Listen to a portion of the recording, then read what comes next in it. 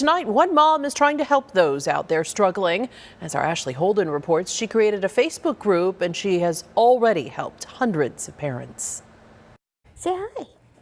Say hi. The last few months, Kristen Kimball has been scrambling to find the specialty formula she needs for her 3-month-old Gavin. It's heartbreaking.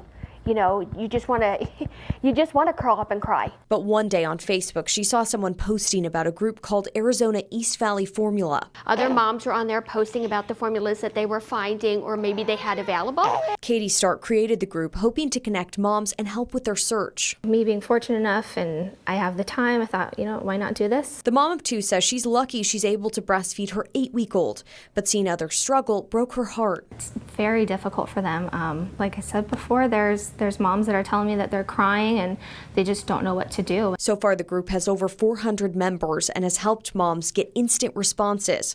Some members even help deliver formula to parents in need. There's another post of somebody offering the formula that they have available.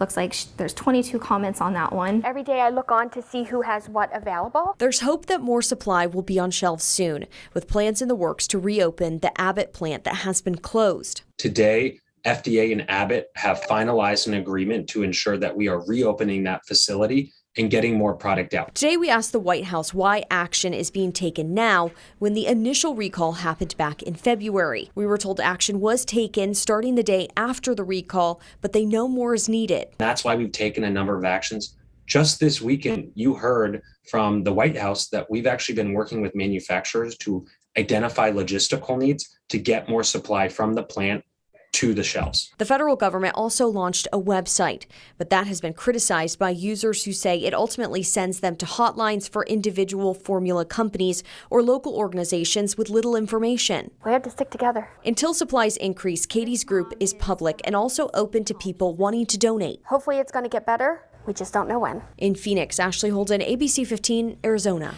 There are other ways to help those struggling in our community as well. Right now, all Earnhardt Auto Centers are collecting all types of sealed formula that hasn't expired yet in any form. Well, Earnhardt's a family, and they're in the community, and even Earnhardt members of the family currently have young children. So to see families struggling when having a baby is already hard enough, it was just hit the heartstrings to really want to help out in any way. Donations will be given to St. Vincent de Paul and their partners. Now, the shortage of infant formula is nationwide, but new data shows it's worse here in the Valley of the Sun. ABC 15's data analyst Garrett Archer going inside the numbers on what's causing the shortage, what stock levels are, and what's being done to fix it. It all started at a plant in Sturgis, Michigan, an FDA inspection of one of the largest infant formula manufacturing facilities, detecting a rare and potentially deadly bacteria that can live in powdered formula. In late February, a recall is issued after one infant died, causing a massive disruption to an already strained supply chain.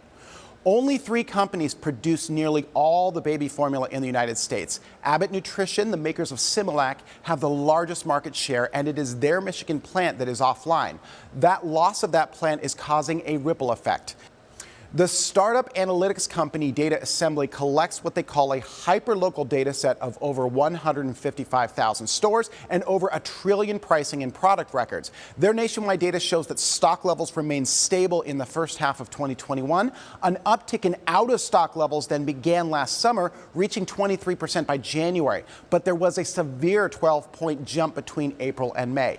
Right now, the data is showing 8 major metropolitan areas where out-of-stock levels for infant formula have surpassed 50%. Phoenix is one of them at 51%.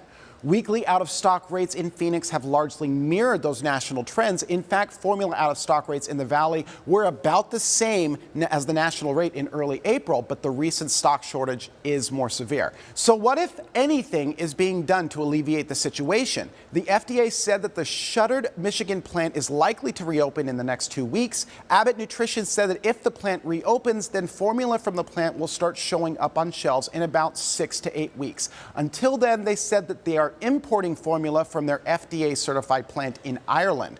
A quick note, there are social media posts saying that Americans can buy baby formula from Canada through Amazon CA, their Canadian website. Well, this is false. I did try this myself, and when you put in a U.S. delivery address, it tells you that you cannot ship to that address. With a look inside the numbers, I'm Garrett Archer, ABC 15, Arizona.